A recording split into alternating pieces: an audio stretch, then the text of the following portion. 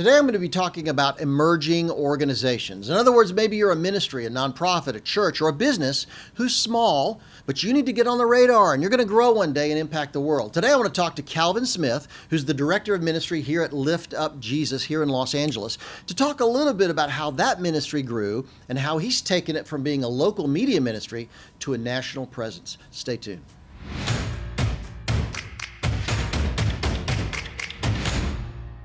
Let me introduce Calvin Smith, who's the director of ministry here at Lift Up Jesus. It's a national media ministry that came out of Shepherd Church here in Los Angeles with Pastor Dudley Rutherford. Calvin, welcome to the podcast. Welcome to the program. Thank you for the thing is that fascinates me about you is you were a church member.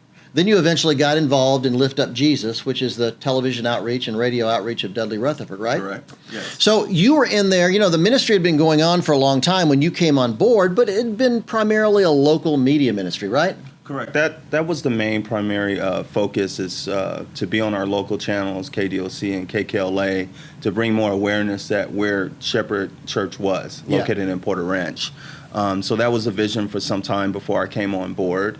And then from that point, I wanted to see how we can expand it further than just that, because we had our own following, of course. Well, it's interesting that your strategy was right on, because we've had huge success helping churches really engage their community by doing a local television program or a local radio program right there in their community. But you had a bigger vision, right?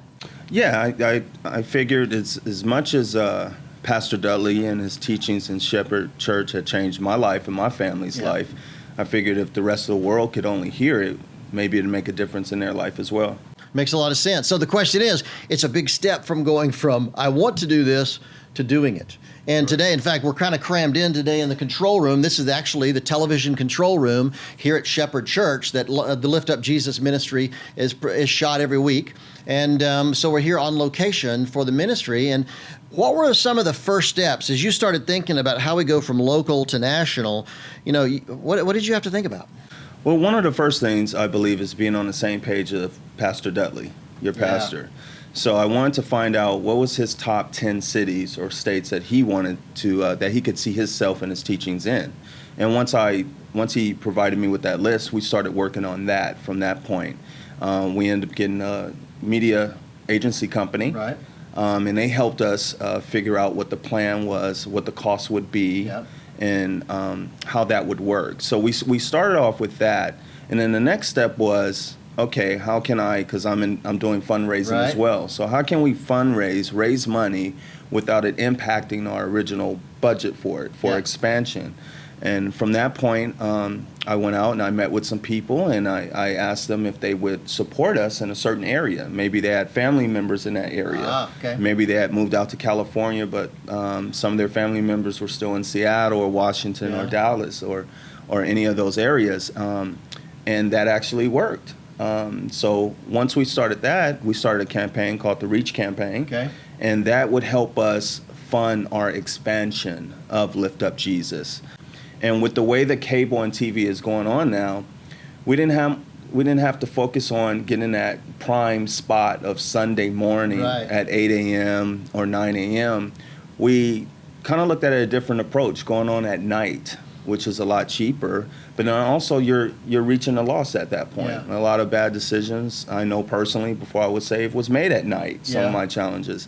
And the only way I could fall asleep, actually, was turning on, a station and hearing some preaching. It gave me comfort to go to sleep. So we started that approach first till we can build up, a base and see what the responses was. The interesting thing about what you're saying is that, number one, Pastor Dudley gave you a list of cities around the country that he had some level of impact in already. Maybe he'd preached for somebody, been there a number of times, had some following from there. And so people don't think, very often they don't realize that maybe I do have influence in certain areas around the country. At least start with there where people know your name. That makes a big difference, right? Exactly. It's very important. And one of the things we started off is where he was from. So we started in his areas where his father had preached. And that was in Tulsa, Oklahoma. And right away I was getting phone calls of, is this Pastor Dudley Rutherford? Is he related to? Is he pastor's boy? Yeah, exactly. That's great. That's so very cool. that helped us out a lot. And now we have people that are following us and a part of us because of that. Then as you grew, I really loved the fact that, Pastor Dudley would give you a list of, let's start looking at where suicide rates are high. Let's start looking where there's racial unrest. Let's start looking where addiction is high, opioid crisis, all those kind of things. And let's start, that's real ministry, folks. That's just not trying to find the easy way to get on TV and get a bunch of eyeballs. That's actually trying to be in markets where real problems are happening. Exactly, and that's Pastor Dudley's heart. If anyone has seen any of his teachings or have met him, his whole goal is bringing people to Jesus, and that's what he wants to do. So this ministry is not just expanding, but actually really trying to go in those areas that might not hear the gospel preached on a regular basis. And then the third thing I think that's really important from what Calvin is saying is that he personally went out and started raising money. So I meet so many media directors at churches that or ministry organizations that they're head of the media department, but they never crosses their mind to go out and actually them to shake hands and raise a little money to help fund the thing. And so they just expect the pastor or the church to fund the whole thing. But you actually went out and started meeting people, talking to people, and raising money on your own. Yes, we started seeing who was interested in following Lift Up Jesus as it is from our church, and started making appointments with them, meeting them, and just sharing our vision with them. And they were concerned. They wanted to get on board. Now, if I recall, that's how Palm Springs here in California, you started airing in Palm Springs because somebody had a burden for that town, right? Or how did that happen? Well, actually, Pastor Dudley had a burden for Palm Springs, Coachella area, and we had a family that moved out there. Okay. That was members here, and loved Pastor Dudley so much that they decided to. They wanted to support us being on TV. Interesting. In Palm Springs, in their area. Okay, so I'll tell you the real reason I wanted to talk to you today is you're the master, in my book, you're the master of old school techniques. In other words, you've got a great website, you've got a great social media campaign, you're doing all the right things digitally, but so many people feel like that's all we need. But you're out there shaking hands, you're meeting with people, you're making personal phone calls. Well, now we're making phone calls. No shaking hands because of that's true. because of COVID. We're taping this during COVID-19, so we can't shake hands. We had to make an adjustment on that. That's a good point. And I had him checked out before we did this interview, so I can sit this close to him. But the truth is, those kind of calls, and you've actually had situations where people were shocked that the ministry would reach out to them on the phone, right? Yes, just recently with the COVID crisis, of course, we had so many restrictions here. We couldn't go out and meet people that I normally would meet face to face. But people take for granted how important a phone call is. Yeah. I mean, you pick up the phone, and I was calling, just saying, "Hey, how are you doing?" And they were so surprised, they were so shocked. I'm like, "Is something wrong?" And they're like, "No, I'm just calling just see how you're doing. That's if awesome. You need prayer for anything." Because what we realized also is those that watch the ministry online or on TV or listen on radio it's not that they don't want to come to church, is that they might physically cannot come to church, or in their area their local church is shut down or they can't get to it, so they rely heavily on our broadcast. So once I was making phone calls, and other members in our church were making phone calls to all our members, not only were they surprised, they just never expected a church of our size to focus on the little things. And I believe it's the little things that make the difference is the relationship. So during the COVID time, I called a couple of supporters of Lift Up Jesus, and come to find out they were all by themselves. Family couldn't see them. Their family were out of state.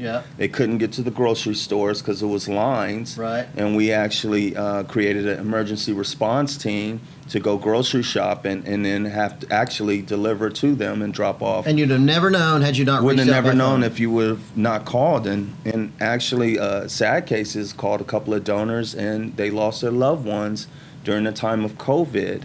But they were so happy that I had just called to pray them through that, and know that we have a prayer team that supports them, and that we were sending prayer requests.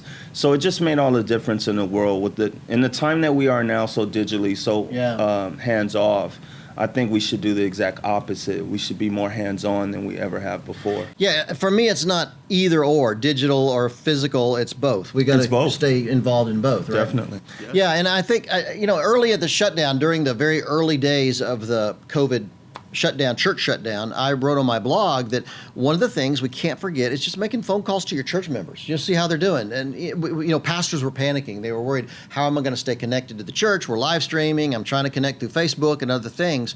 But I said, don't forget the power of a phone call. People forget how awesome it is to hear the pastor or a church, somebody in church leadership, somebody to reach out and just make that connection. It's a powerful thing. So if you're listening or watching, I just encourage you, don't forget that old school techniques still matter. You know, I did a blog post recently where I got 5 really influential pastors like Craig Rochelle from Life Church and Bill Cornelius down in Texas and a lot of different pastors around the country. And I asked them, how did you get your first 50 members? And so often they would respond with, well, it was old school. I'd go to the coffee shop and hang out and meet people. I'd go to high school events with my kids and meet people. And it wasn't, certainly they used digital means. They were live streaming. They were doing stuff like that. In fact, I just did a teaching with 50 pastors who were about to launch churches 100% online to tell them how to maximize that. But the truth is, over and over, you go back to old school stuff and just talking to people, picking up the phone makes a huge difference. Well, I feel now more than ever, people need to be talked. They need a safe place to talk. Yeah. And they need someone to listen to them. And that's what the church is. That's what the church has always been for me in the past, was that safe haven place, that one-stop hospital type that's there to help you through tough times that we're experiencing right now. And there's so many people out there that they have no contact with their family. They can't talk too much. They love to just talk and listen right now, and I think it's huge. You know, Pastor Dudley has a particular focus on the diversity issue, and with the racial stuff that's happening in the culture right now, he's got a real heart for that. I know he's reached out in a number of different ways, and he addresses that here. In fact, I think from all the churches we've worked with in the country, I think Shepherd is as diverse as any church I've ever seen. I mean, Dudley jokes that it's what heaven's going to look like. You look around and there's people from all over the place, and not just here in the U.S., but international faces you see all over the place. And so I think it's another thing. The thing I love about what he does is he's aware of local issues, current issues, and is not afraid to focus on those things. Yes, that's one of his main things, is how I felt comfortable just when I started attending here about 20 years ago. It was really come as you are, come who you are. Jesus doesn't make any difference on where your background is. And he's not just one just preaching it. He's always had this about his own life and carried into. So if you believe it at the top, it trickles down. And if you have ever attended any of our services or saw the camera going through our audiences, you can see that all walks of life is worshiping together, praying together. And if we can get it right on a Sunday, we should be able to get it right Monday through No kidding. Saturday. Well, you're a great example of the fact that you can go from local to national. You can start a local media ministry, with 1 or 2 cameras if you need to. A lot of churches are live streaming now with an iPhone. So you can start small, but you can grow simply by engaging with people. I think that's probably the word we want to talk about today. It's just engaging. And also consistency. Okay, tell me about that. Consistency is huge. When I first came on board, a lot of people, before they support anything, they want to see that, you're for real and you're going to be around. Yeah. Most places might not be around that long. So I knew I had to start from scratch and letting people know that, I'm going to be here when I say I'm going to be here. If you call, we're going to be here to service you any way possible. So I think consistency, once you start with consistency and keep showing your shows and everything's on time, and your websites are very important. Yeah. Once you have your website up, I would suggest that's the first place to go. So when you're listening on the radio or you're watching on TV or in the internet, you don't have time to write down and jot numbers down or what have you, but your website should always be in the front so they can always go and do the research,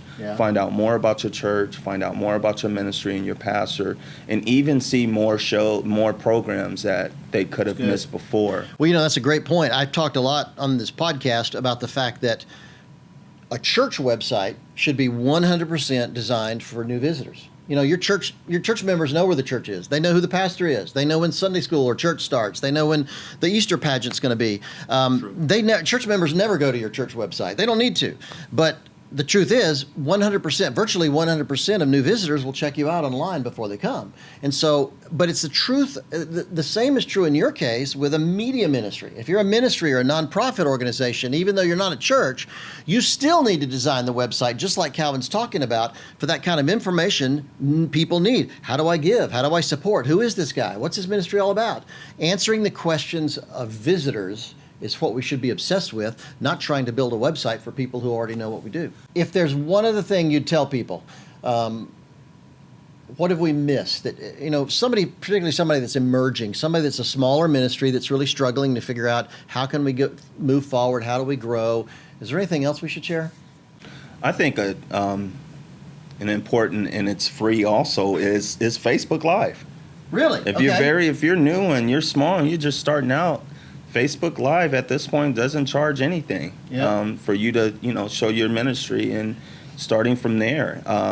And also go outside, like find out from your pastor, find out from certain people that are in your media area on your team, and see what's needed. But you can definitely do it just one step at a time, one radio show. And also, if you're in markets that aren't working after, maybe I'd say you have to give it at least a year. And the reason why I say that is because people are just flipping the channels, and that's the only guarantee you have is they need time to know that you're on, who you are, and then building a relationship. That's so true. Nothing happens overnight. So if you have this vision, if God puts it on your heart to do this, you stick with it no matter what.